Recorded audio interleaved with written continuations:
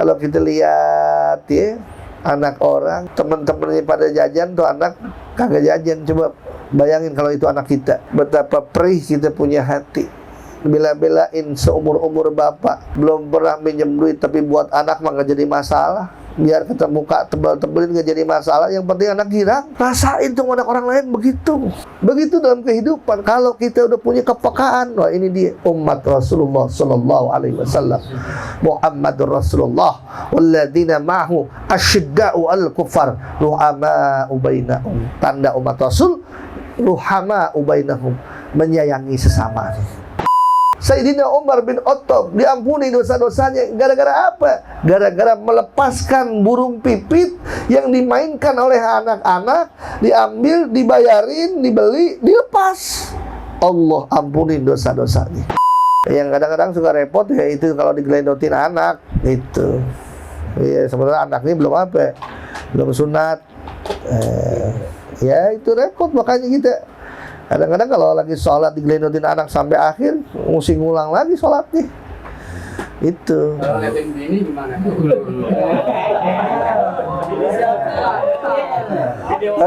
Pertanyaan yang bagus sekali. Buat Mas Adam, ketika mungkin isinya dari awal sebelum sholat itu udah mulai menampakkan tanda-tanda hawa nafsunya gitu. Dikit-dikit langsung berangkat ke kamar mandi, keluar kamar mandi pakai anduk doang. Begitu pura-pura diprosotin lagi anduknya. Nah, itu tanda-tanda berarti dia minta diperhatiin dulu. Daripada kita sholat kagak khusyuk, lebih baik penuhin dulu hajatnya. Ada pertanyaan, apakah kiranya apabila datang bulan puasa terus datang kumandang azan maghrib ya, sementara kita masih pengantin baru udah ngebet ya, gimana? Apakah boleh berbuka puasanya pakai begituan?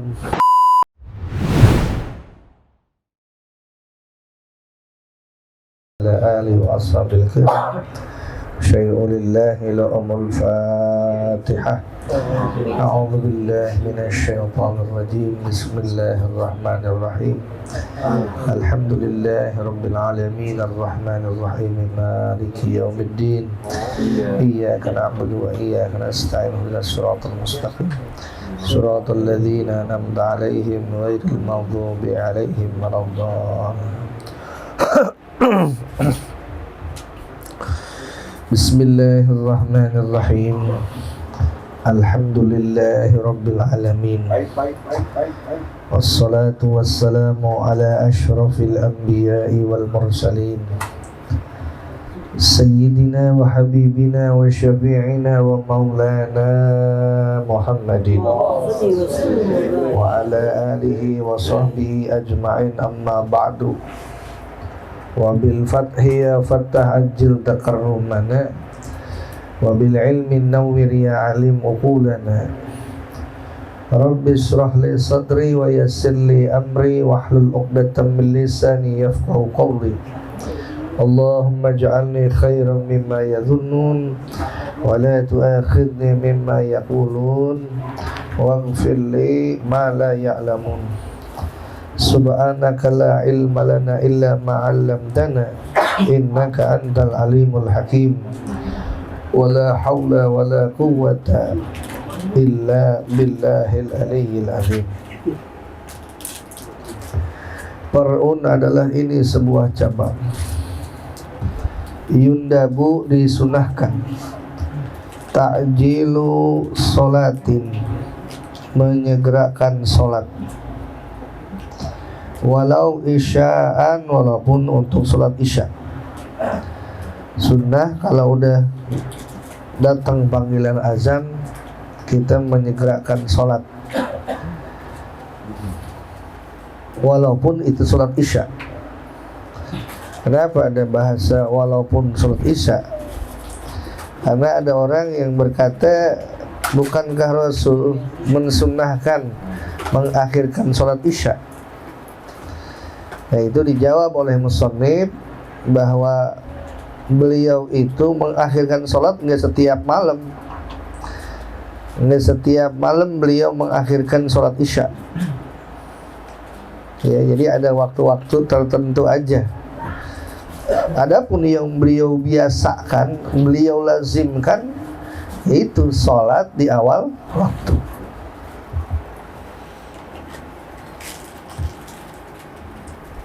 Li awwali waktiha, karena awal waktunya. Li khobarin, karena ada hadis afdalul a'mal as-salatu li awwali waktiha. Kata Nabi, amal yang paling utama adalah sholat pada awal waktunya.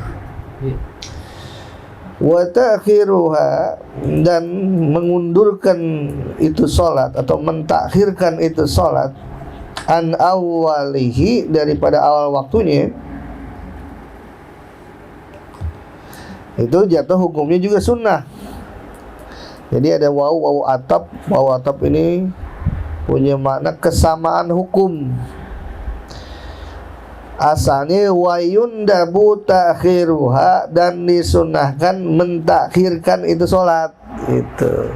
Kalau tadi wayundabu ta'jilu sholatin, dan disunahkan menyegerakan sholat.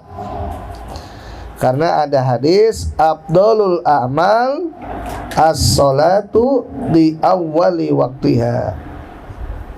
Kalau ini wayunabu, dan disunahkan takhiruha, mentakhirkan itu salat an awwalihi, dari awal waktunya, litayakuni jama'atin asna'ahu, karena yakin mendapatkan salat berjamaah di tengah-tengah waktu. Misal kita azan, habis azan nggak ada yang datang, belum ada yang datang. Nah, sunnah tuh kita takhirkan sholat tuh. Setengah jam kemudian baru datang Mas Adam, baru datang Pak Dejum, baru datang Bang Mansur. Nah, sunnah tuh mentakhirkan sholat itu ketika kita yakin bahwa kalau kita takhirkan bisa sholat berjamaah, maka sunnah untuk mentakhirkan sholat. Itu satu tuh. Wa in fahusat takhiru, walaupun memang tidak baik mentakhirkan itu malam yadikil waktu, selagi tidak sempit waktu. Saking apa? Saking yang dinilai keutamaan berjamaah lebih besar daripada awal waktu.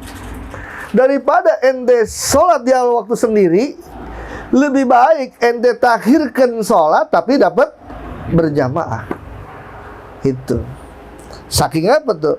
Saking memandang lebih utamanya kita sholat berjamaah. Gitu. Jadi dibundang banding, mana yang gedean pahalanya gitu. Iya. Lah kita mesti pinter mencari mana yang lebih banyak pahalanya, itu yang lebih utama. Gitu. Ya, makanya kita ngaji mesti bisa membeda-bedakan mana yang prioritas, mana yang tidak. Gitu. Lagi ngaji, azan Isya, Allahu Akbar, Allahu Akbar. Terusin ngaji. Apa? Sholat Isya dulu. Kenapa diterusin ngaji? Sebab ngaji hukumnya wajib. Sholat awal waktu hukumnya sunnah. Fal wajibu muqaddamun ala sunnah. Maka yang wajib itu diutamakan atas yang sunnah. Tuh gede pahalanya. Malam ya dikil waktu, selagi tidak sempit waktu. Kalau waktunya ternyata tinggal 5 menit lagi, misalnya nungguin Mas Adam nggak datang, sementara asal 5 menit lagi, dan waktu segitu. Kalau kita mau sholat zuhur aja perlu 10 menit misalnya, itu pun cepet tuh, 10 menit itu cepet. Iya.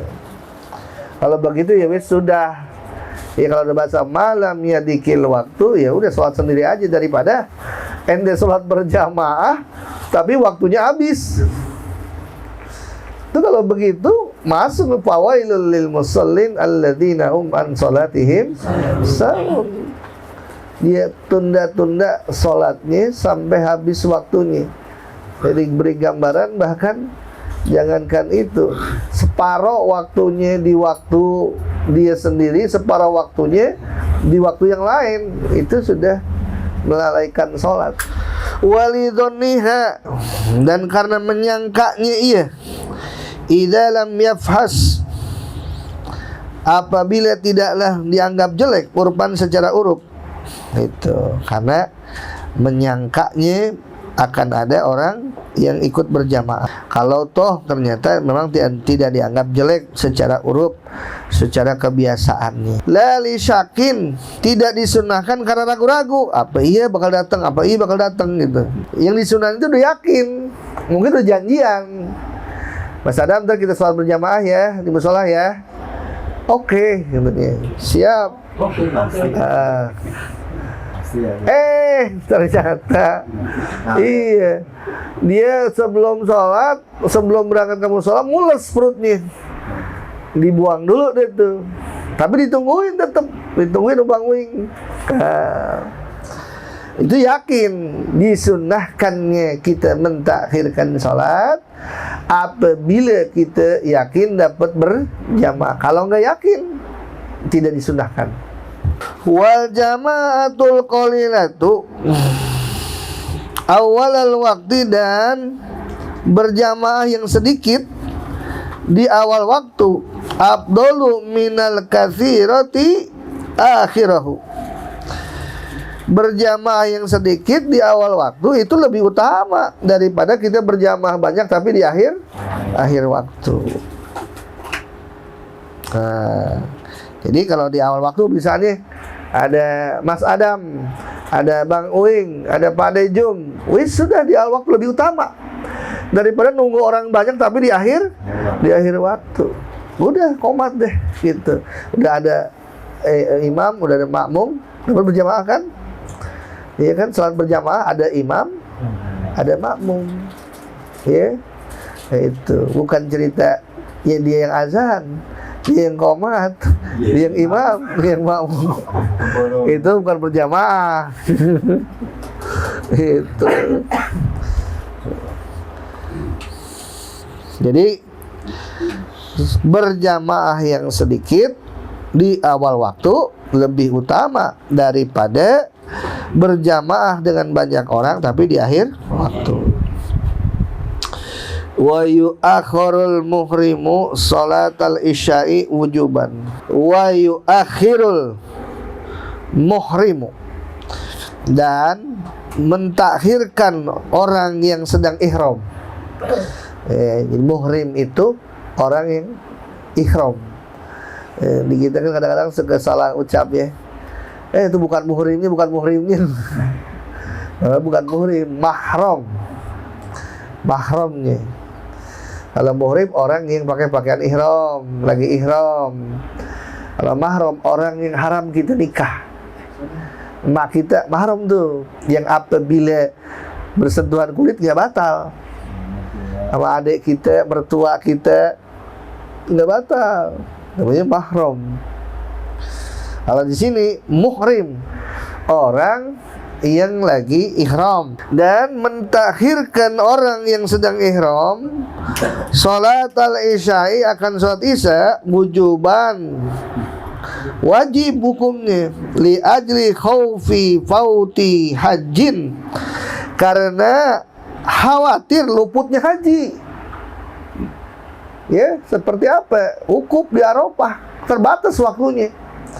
Kalau misalnya dia itu tetap kekeh sholat, ya, nggak dapat yang namanya wukuf, maka buru-buru dia menuju Arafah agar supaya dapat wukuf. Kalau dia sholat pas di awal waktu, waduh, bisa nggak dapat nih, ada batasan waktu nih, dari gelincir matahari tuh sampai kalau nggak salah fajar. Kalau dia sholat isya di awal waktu, sebentar sebegitu banyak orang berduyun-duyun datang ke Arafah, berapa juta kumpul di situ. Bayangin. Walaupun sebenarnya cuma sebentar doang. Di Arafah tuh kalau udah duduk diam di situ, udah. Ya, cuman ada kesunahan-kesunahannya. Tuh, kalau orang yang kayak begitu wajib hukumnya mentakhirkan sholat. Karena mengkodok haji lebih sulit daripada mengkodok sholat. Iya, tahun depan kita mesti ini lagi. Mesti haji kalau masih panjang umur, kalau ada duit. Iya. Maka dari itu, maka orang yang sedang berhaji wajib hukumnya mentakhirkan sholat isya apabila dia khawatir luput salah satu rukun, misalnya rukun seperti wukuf di Arafah. Makanya kita kalau haji itu usahain ada yang bimbing. Jangan sampai kejadian udah berangkat ke sono celangak-celunguk, bingung, padahal bayar ratusan juta. Itu kasihan banget. Makanya sementara itu ibadah yang mahal. Maka kita nganjurin gitu, kalau ada kelompok bimbingan ibadah haji, masuk aja, biar kata mahal dikit nggak apa-apa deh, daripada kita bingung di sono di kampung orang, apalagi nggak bisa ngomong bahasa Arab, ngomong pakai isyarat, 1 begini, 5 begini, 10 keluar tangan 2, 15 jari kaki 1, 20 kaki tangan, coba 21 mesti berosotin sarung. Iya, repot. Orang kalau kagak bisa bahasa Arab repot juga. Jadi inget dulu kayak guyonan ustadz gitu. Masuk kamar kagak tahu bahasa Arabnya, matiin lampu. Nanya ke Asar gitu, apa ya bahasa Arabnya, bingung. Dia inget kalau di kampung dia itu suka dibaca tuh kalau ada orang meninggal. Iya, langsung manggil, Asar sini. Asar pakai bahasa isyarat tahu, pakai tangan sini. Iya, bahasa lampu apa ya? Oh iya, cahaya. Oh iya, nur. Ayo ditunjuk nur. Inna lillahi wa inna ilaihi raji'un. Gimana caranya matiin lampu? Itu. Keluar dari Masjidil Haram, beladak. Nyangkanya, gua di rumah tukang jalan, tenang aja dah. Ya di sono langsung ditegor, bingung. Mana hotel tuh? Ada yang begitu. Sampai sore kagak ketemu hotelnya.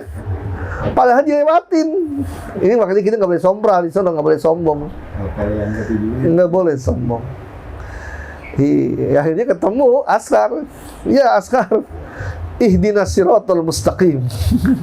Ketemu di Fatihah, tunjuki kami jalan yang lurus. Untungnya Askar ini paham. Kalau Askar yang iseng, dia jawab siratal ladzina an'amta alaihim ghairil maghdubi alaihim waladdallin. Kayak gitu. Nah, maka kita sekali lagi, kalau kita berangkat haji, berangkat umrah, kudu ada yang bimbing. Jangan hanya alasan karena murah, tapi nggak ada yang bimbing. Jalan aja ke sono sendiri, nggak tahu mana yang diharamkan, mana yang dilarang, mana yang sunnah, mana yang wajib. Kudu ada yang bimbing. Makanya perlu ada namanya manasikul haji, manasikul umrah. Apalagi sudah diwanti-wanti oleh Syekh Ibn Ruslan dalam zubatnya, wa kullu man bi ghairi ilmin ya'malu a'maluhu mardudatun la tuqbal. Setiap orang yang beramal yang tidak disertai dengan ilmunya, amalnya ditolak, tidak diterima. Hanya kudu ngaji. Talabul ilmi faridatun ala kulli muslimin. Menuntut ilmu itu wajib atas tiap-tiap muslim. Bahkan ada hadis, talabul ilmi afdalu min salatin wa siyamin wa zakatin wa ajin wa jihadin. Menuntut ilmu itu lebih utama dari salat, dari puasa, dari zakat, dari haji, bahkan dari jihad sekalipun. Kalau ada orang wa may ya'khudhal ilmi musyafa'atan yakun anizzaigi wa tazhifi fi arami. Siapa orang yang ngambil ilmu dari seorang guru berhadap-hadapan, maka dia akan terhindar daripada kesalahan dan kesesatan. Itu makanya kudu punya guru, gurunya juga jelas ngajinya sama siapa, terus bersanad bersambung kepada Rasulullah sallallahu alaihi wasallam. Asal-asalan. Jadi apa makna itu tadi hadis? Menuntut ilmu itu begitu sangat penting. Apa artinya sholat kalau nggak pakai ilmu? Apa artinya puasa kalau nggak pakai ilmu? Apa artinya ente jihad kalau nggak pakai ilmu? Itu. Hatta jenguk orang sakit juga perlu pakai ilmu. Main datang-datang aja, nanyain lu sakit apa? Ini yang gue rasain perut. Masya Allah, langsung dia cerita. Sorry bro, yang udah kalau gue denger keluhan lo itu 2 hari 3 hari lewat. Ya Allah ya Rabbi, dikasih begitu. Langsung tensi darah naik, jantung bekerja cepat. Langsung dibawa ke ICU. Hatta kita jenguk orang juga ada ilmu. Kalau jenguk tuh jangan lama-lama, kecuali yang sakit minta di sini aja dulu ya, kayak gitu. Jenguk begitu, lama banget tuh. Orang pengen istirahat. Li ajli khaufi fauti hajjin bi fautil wuqufi bi Arafah. Karena khawatir luput haji karena wukuf di Arafah itu luput. Lau sholaha, kalau ia sholat itu isya pada waktunya, ada di awal waktu. Mutamakinan yang memungkinkan. Li'anna qada'ahu su'bun, karena mengqada haji itu sulit. Nah iya, kita mau berangkat aja sekarang kudu nunggu 40 tahun. Ini sekarang nih, kalau ente daftar pengen dapat nomor polisi, tuh perkiraan keberangkatan 40 tahun lagi. Sementara yang terhormat Bapak Rasidin sekarang usianya sudah 50 tahun. Iya, taruh ada yang bayarin. Ya, ada yang bayarin, Pak Rasidin bayarin nih. Langsung daftar ke Departemen Agama, Kementerian Agama. Wow, ya dapat nomor polisi. Dihitung berapa tahun perkiraan keberangkatan. Wow, ternyata 40 tahun lagi. Kayak gitu. Iya, makanya banyak sekarang orang yang haji yang cepat, atau haji plus, ada haji smart itu, atau ada yang mau umroh dulu. Jangan lupa. Jangan lupa ya, kalau ada yang pengen umroh jangan lupa umroh bareng saya gitu. Ada iklan dikit. Tuh. Wassalatu, dan sholat tu akhur itu diakhirkan, li'annaha, karena sesungguhnya sholat itu ashalu, lebih mudah, min masyakotihi, daripada masyakatnya haji. Wala yusalliha, dan tidak ia sholat akan itu sholat sidatil khauf, seperti orang yang sholat sidatil khauf. Wa yu'akhiru, dan boleh diakhirkan aidon pula. Oh, tapi hukumnya wajib juga nih. Wa yu'akhiru, dan diakhirkan aidon pula wujuban, dengan hukum wajib. Man ro'a, orang yang melihat nahwa gorikin, seumpama orang yang tenggelam. 10 menit lagi mau habis waktu zuhur, nggak taunya ada orang hanyut ke bawah air, bawah kali. Waduh, kalau kita sholat lewat itu orang, iya, maka hukum menunda sholat itu hukumnya wajib. Karena keselamatan jiwa seseorang itu lebih utama. Begitu baiknya Allah, begitu pemurahnya Allah, sampai-sampai dikenakan, dipakaikan hukum wajib apabila ada orang yang dalam keadaan bahaya. Bila tidak diselamatkan dia meninggal dunia, maka yang bersangkutan wajib menunda sholatnya. Selamatkan orang itu, biar kata orang itu kafir. Kayak gitu ya. Saking apa tuh? Rahmatan lil alam, rahmat bagi sekalian alam.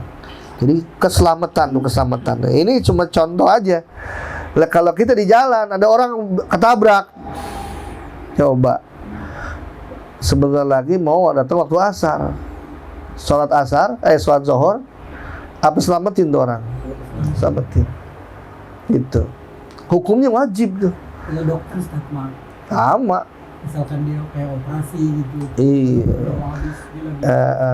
Iya, coba bayang lagi di meja operasi, Allahu Akbar, baru aja ngebelek, baru aja dibuka bedah. Tunggu dulu ya, mau sholat dulu nih, sholat dulu awal waktu. Iya, repot. Maka bisa kalau dia ditinggalin bisa meninggal tuh orang. Maka hukumnya itu adalah wajib. Ya. Al-hukmu yaduru ma'a illatihi wujuban wa adaman. Yang namanya hukum itu berputar ada dan tiadanya berdasarkan elatnya. Alasannya apa? Contoh, makan daging ular hukumnya boleh apa kagak? Asal hukumnya adalah haram, nggak boleh dia binatang bertaring, nggak boleh. Tetapi kalau toh ternyata di tengah hutan kita udah 3 hari kagak makan, yang ada cuma daging ular doang, boleh nggak kira-kira? Boleh. Ad-daruratu tubihul mahzurat. Yang namanya alasan darurat itu bisa membolehkan sesuatu yang diharamkan, asal jangan apa, paman itu rogoiro bagin, bukan sesuatu dia itu niat untuk berbuat maksiat. Misalnya perjalanan jauh, pengen berbuat maksiat, pengen berbuat dosa, nggak makan, nah itu nggak boleh. Atau wala adin, dan tidak pula orang yang melebihi batas, melampaui batas. Apa maknanya? Lagi makan daging ular. Kalau kita makan satu suap, nyambung kehidupan kita. Artinya kita nggak bakalan mati dah, secara logika gitu. Tapi ketika dimakan, enak juga nih. Tambah lagi, tambah lagi itu tuh. Yang jadi dosa, wala adin, itu udah melampaui batas. Itulah namanya elat, alasannya. Kayak gitu alasannya. Kayak orang ya, setiap kita yang tinggal di sini, tetap di sini atau mati di sini, itu disebut mustautin, orang yang wajib misalnya Jumatan 40 orang. Tetapi kita sakit, jadi wajib nggak? Nggak wajib. Itu nggak wajib. Kenapa? Ada alasannya, ada elatnya, namanya sakit. Itu. Jadi al-hukmu yaduru ma illati, hukum itu berputar bersama elatnya, wujudan wa adaman, ada dan tiadanya. Ya, seperti ini juga begitu. Adanya hukum wajib orang untuk menunda sholat karena ada elatnya, menyelamatkan kehidupan manusia misalnya. Itu elatnya. Kalau nggak diselamatin lewat, jadi hukumnya wajib. Ya. Kalau yang celaka kucing, kira-kira gimana? Itu kehidupan manusia lebih diutamakan daripada kehidupan binatang. Itu sholat gitu. Au asirin, atau orang yang ditawan, lawin padahu kharajal waktu. Jadi pada intinya seperti itu. Ada waktu-waktu, ada saat di mana kita dibolehkan ya Untuk apa? Untuk menunda sholat. Itu ada 40 gambaran, 40 jalan kita untuk menunda sholat kita. Satu di antaranya apa lagi? Misalnya hujan, kita pengen sholat di masjid. Oh, hujan turun, nungguin hujan reda baru kita sholat, nggak apa-apa tuh. Atau kita pengen sholat berjamaah, pengen sholat di musola di masjid, tapi ada tamu di sini. Nah, kita makan gitu. Lebih baik kita temenin tamu dulu. Itu namanya elat nih. Dibolehkan kita untuk menunda daripada sholat berjamaah. Itu ada elat. Atau misalnya apa lagi? Nunda sholat orang yang daimul hadas, yang dikit-dikit kencing. Kalau seandainya dia tunda, bisa jadi ntar kering dia, atau nggak kencing lagi, nggak keluar. Boleh tuh kayak gitu, silahkan, nggak apa-apa. Jadi ada momen-momen di mana istilahnya kita boleh untuk menunda waktu sholat. Tetap yang paling utama diusahakan yaitu adalah melaksanakan sholat di awal waktu. Afdalul a'mal as-sholatu li awwali waktiha. Amal yang paling utama adalah sholat di awal waktu, ya. Di mana kita tidak ada kesibukan, ya, silakan. Karena di sini juga dijelaskan bahwa kata imam kita, Imam Syafi'i, kalau kita sholat di awal waktu itu dapat ridwanullah, keridhaan dari Allah. Kalau sholat di akhir waktu dapat afullah, ya, ampunan dari Allah. Ya, kalau di akhir waktu ampunan Allah. Sementara ya kalau dibundang banding ridwanullah sama afullah, itu keridhaan Allah lebih utama. Wallahu a'lam bishawab. Ya. Kalau kita habis sholat terus ngelendotin kucing kaki kita tuh gimana? Iya. Kalau digelendot kucing, pisahin aja kucingnya. Ambil kucing, itu nggak membatalkan wudhu, nggak membatalkan sholat. Asal gerakannya nggak berturut-turut gitu. Ya. Iya, kucing ambil, simpen, gitu. Balik lagi kan? Ya nggak apa-apa, ini aja lagi. Nah, kita khawatirnya dia kan kagak cebok tuh. Mandi kencing gua. Gerinya kena itunya doang kan, kena badan kita. Iya, itu kan nggak yakin. Iya kan? Itu kan nggak yakin, ya. Nggak yakin. Kalau setiap yang nggak yakin itu tidak membatalkan wudu, tidak membatalkan sholat. Yang nggak yakin itu begitu. Makanya kita harus selalu berbaik sangka aja bahwa dia itu udah kering. Iya, kalaupun kita berkata, oh iya dia kan nggak cebok, ya, emang kita tahu kapan beraknya? Iya, emang kita tahu kapan buang airnya? Kan nggak tahu. Gitu. Ketika dia udah kering, nggak jadi masalah buat diri kita, kecuali kalau basah. Nah itu gitu. Yang kadang-kadang suka repot ya itu kalau digelendotin anak, itu. Iya, sebenarnya anak ini belum apa, belum sunat. Ya itu repot, makanya kita kadang-kadang kalau lagi sholat digelendotin anak sampai akhir, mesti ngulang lagi sholatnya. Itu. Kalau liatin ini gimana?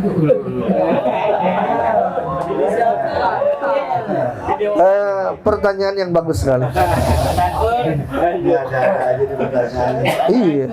Sepanjang bini itu ngegelendotin tidak bersentuhan kulit kita sama kulit dia, tidak batal.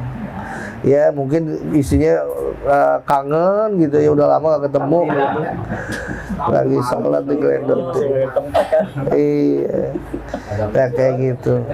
Makanya dianjurkan gitu kalau kita mau sholat, sementara perut keroncongan, makan dulu baru kita sholat. Iya, dan itu ketika udah disiapin makanan, kalau udah siapin, maka disunahkan kita penuhi hajatmu dulu. Maka makruh hukumnya kalau kita lagi sholat, nahan kentut, nahan kencing, lagi nahan nafsu. Ih, kebayang lu. Iya, makanya kebanyakan pengantin baru tuh kalau sembahyang subuh lupa kunut. Itu dia makanya. Buat Mas Adam ketika mungkin isinya dari awal sebelum sholat itu udah mulai menampakkan tanda-tanda hawa nafsunya gitu. Iya. Ya iya, dikit-dikit langsung berangkat ke kamar mandi, keluar kamar mandi pakai anduk doang. Begitu pura-pura diprosotin lagi anduknya. Nah, itu tanda-tanda berarti dia minta diperhatiin dulu. Daripada kita sholat kagak khusyuk, lebih baik penuhi dulu hajatnya. Sama ada pertanyaan dulu begitu. Ada pertanyaan, apakah kiranya apabila datang bulan puasa, terus datang kumandang azan maghrib, ya, sementara kita masih pengantin baru, udah ngebet, ya, gimana? Apakah boleh berbuka puasanya pakai begituan? Ya, orang-orang trek-trek dug-dug der, ini mah trek-trek dug-dug bles. Boleh nggak? Boleh saja. Tapi mulutnya bau. Kita lebih puas. Jadi kayak apa? Tahu dah kita. Kan ke kampur dulu, gosok gigi dulu lah. Iya, sampai sebegitunya kita di dalam masalah untuk mendapatkan kehusuan sholat. Kalau tadi itu sholat sendiri tuh, istilahnya kita misalnya sendirian, dianjurkan kita untuk sholat di awal waktu. Itu. Ini karena ada orang yang sholat itu di rumah. Kok sampean kok sholat di rumah? Iya, sebab saya bisa lebih khusyuk sholat di rumah daripada di musola. Kalau sholat di musola, waduh, belum aja salam, udah ada yang nangis di belakang. Tampol-tampolan bercanda gitu. Jadi saya nggak khusyuk, gregetan untuk anak. Lebih baik saya sholat di rumah. Maka iya, di dalam masalah ini ulama lebih mengutamakan hadirnya hati bersama Allah. Kehusuan yang muncul itu jauh lebih utama daripada keutamaan tempat, keutamaan momen berjamaah. Jadi itu mahal harganya kalau kita bisa sholat khusyuk. Sholat khusyuk sendiri, sholat sendiri dan khusyuk lebih utama daripada sholat berjamaah tapi kagak khusyuk. Itu di depan kita sembahyang, kita di sop yang kedua, di depan ada orang pakai kaos, ada tulisannya, yang baca gila. Tuh bayangin ya, rupa-rupa ada yang pakai baju batik segala. Nah, itu hanya dia pengen sholat di rumah, silahkan. Tapi ketika datang kumandang azan, diutamakan awal waktu. Kayak gitu. Saking pentingnya, ya, yang namanya kehusuan di dalam sholat. Kalau pengen kencing, kencingin dulu. Kalau pengen buang air besar, keluarin dulu. Ya, langsung sama sebagai hajat kita sama istri kita begitu. Subhanallah, begitu baik dan pemurahnya Allah Subhanahu wa taala kepada kita tuh begitu. Ya, itu mungkin yang mendasari ada teman-teman kita yang sembahyang di rumah aja. Itu nggak sholat. Mungkin dia sholat di rumah lebih khusyuk. Itu. Jadi kita jangan buruk sangka dulu. Sama kayak kasus itu kucing. Jangan dulu buruk sangka sama kucing. Lah iya, wah, dia kan kagak cebok. Iya betul nggak cebok, tapi kalau udah kering kan nggak apa-apa. Kayak kita nepok babi, tapi tangan kita kering, babinya juga kering. Jadi najis nggak? Nempel nggak najis? Kagak. Kayak gitu. Ilernya, iya kena ilernya itu. Jadi itu. Sama juga kita baik sangka juga kalau ada imam misalnya lagi sholat, ya anggota sujudnya nggak lengkap, apa jari kakinya nggak nempel, maka jangan dulu kita berburuk sangka sampai memvonis wah nih imam sholatnya nggak benar. Jangan. Boleh jadi imam itu kakinya lagi can tengah, jadi enak kita dapat sholat berjamaah. Itu penting. Bab sholat ini panjang sekali, paparan tentang masalah sholat. Saking pentingnya nih sholat. Ketika ditanya tentang masalah Islam, apa itu Islam? Al-Islamu huwa an tasyhada alla ilaha illallah. Dan keyakinan, mantepin hati bahwa tidak ada Tuhan selain Allah. Nah, awas, hati-hati nih. Karcis kita masuk ke dalam surga. Kalau ini kita punya, insya Allah jaminan masuk surga. Man kana akhiru kalami la ilaha illallah dakhulal jannah. Siapa orang yang akhir kalamnya la ilaha illallah, pasti dia bakal masuk surga. Itu jaminan masuk surga. Tapi kalau dia kagak sholat, iya sih dia masuk surga, cuman mampir dulu ke dalam neraka. Ya, nggak lama, paling 10.000 tahun. Ditambus dulu di dalam neraka. Nah, bicara masalah sholat ini masalah pembuktian.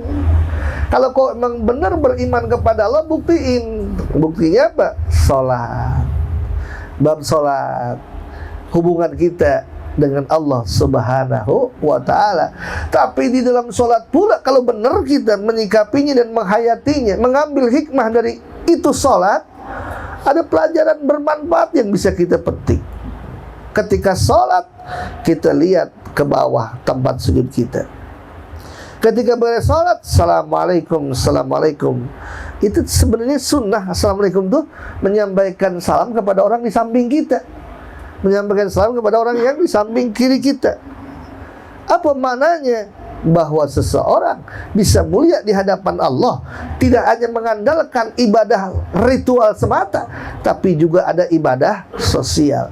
Maka dipraktekkan keluar salat, wa atuz zakah, tunaikan zakat. Tuh, apa tuh zakat? Zakat itu pada intinya berbagi perhatian kepada saudara kita.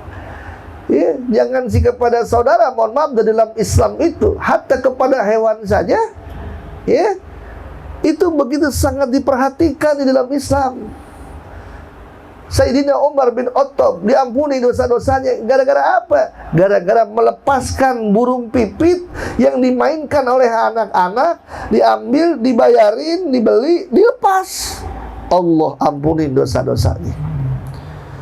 Imam Ghazali diampuni dosa-dosanya oleh Allah Subhanahu wa ta'ala. Kenapa? Gara-gara lagi ngarang kitab, beliau pegang pena, kolam, ya. Biasa kalau kolam itu ada tintanya kan, ya, dicelupin. Ketika dia hendak mencelupkan penanya, kolamnya itu ada laler yang lagi menghisap tintanya, lagi minum. Dia urungkan itu, mencelupkan ke dalam tempat tinta. Kenapa? Sayang sama laler yang lagi minum. Allah ampunin dosa-dosanya. Ente sayang sama laler aja, Allah kasih ampunan, Allah kasih rahmat, Allah kasih keridhaan. Apalagi sayang kepada sesama manusia. Inilah wa ma arsalnaka illa rahmatan lil alamin. Tidaklah kami utus engkau Muhammad kecuali sebagai rahmat bagi sekalian alam. Puasa buat apa? Itu puasa buat bisa merasakan bagaimana yang diderita oleh orang lain.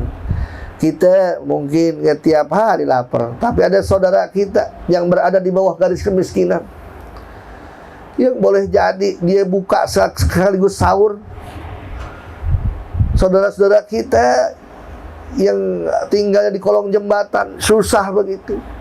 Coba kita rasain, peka diri kita. Maka Rasulullah katakan, la yu'minu ahadukum hatta yuhibba li akhihi ma yuhibbu li nafsihi. Tidak sempurna iman salah seorang di antara kamu sampai dia cinta kepada saudaranya seperti dia cinta kepada dirinya sendiri. Kagak jauh-jauh.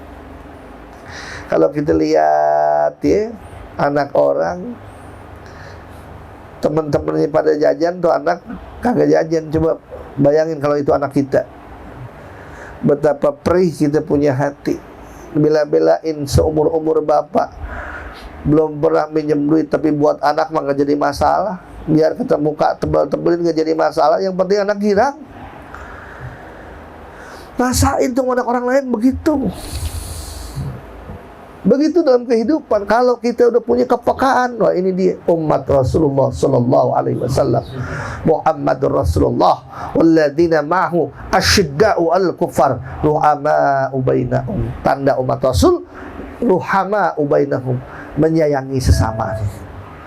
Itu bahasanya, wa aqimus shalah wa atuz zakah was-shaumu fi ramadan wal hajjul bait man istata'a ilaihi sabila.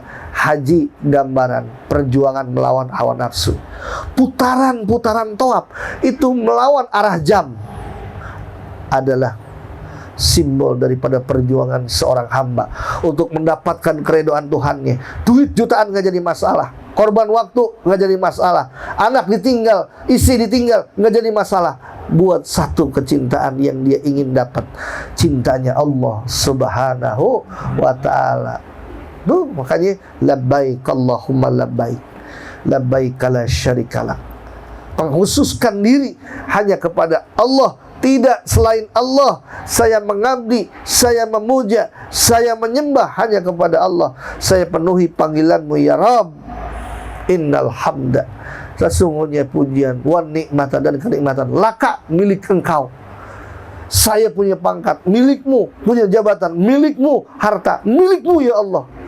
Innal hamda wa nikmata laka wal mulk, kerajaan begitu pula. La syarikalah, tidak ada sekutu bagimu, semuanya punya Allah dan bakal balik ke Allah. Setiap kita dititipin oleh Allah harta, dipakai buat apa itu semua? Maka niatin apa yang Allah titipkan, pakai buat ibadah. Mata dan lihatnya, telinga dan dengarnya, tangan dan gerak kaki dan langkahnya, pakai buat sesuatu yang diridhoi oleh Allah. Maka kalau haji udah bener, al-hajjul mabrur laisa lahu jazaa'un illal jannah. Haji yang mabrur, nggak ada lain balasannya kecuali surganya Allah Subhanahu wa ta'ala. Itu gimana tuh kita yang belum punya duit mau berangkat haji gimana? Bisa nggak dapat pahala aja? Bisa. Ketika ente tahan hawa nafsu ente, habis sholat berjamaah misalnya, habis sholat subuh, ente duduk, ente zikir, baca Quran, baca sholawat, sampai terbit matahari, tunda 18 menit, ente sholat sunat isyraq, pahalanya seperti pahala haji dan umroh. Tapi nggak banyak orang yang bisa ngamalin ini. Iya, bawaannya pengen cepet-cepet ngopi aja. Nah, iya, godaannya banyak. Padahal di situ banyak kita dapat pahala. Udah kita bisa sholat sunat isyraq, kita bisa sholat sunat duha. Kan begitu, sholatnya awabin di waktu siang duha, diampuni dosa-dosa kita oleh Allah Subhanahu wa ta'ala. Ketika udah diampuni dosa-dosa, nggak ada lagi yang menahan rezeki. Sebab yang bikin rezeki tertahan apa? Dosa-dosa kita. Ya, makanya banyakin baca istighfar, itu dimudahin segala urusan-urusan kita. Ya, itu. Jangan lupa yang bawa tasbih, pegang tasbihnya. Kita baca ya Allah 66 kali. Ya Latif 129. Ya Muhyi berapa? 68. Ya Allah, ya Allah. Amin. Alhamdulillah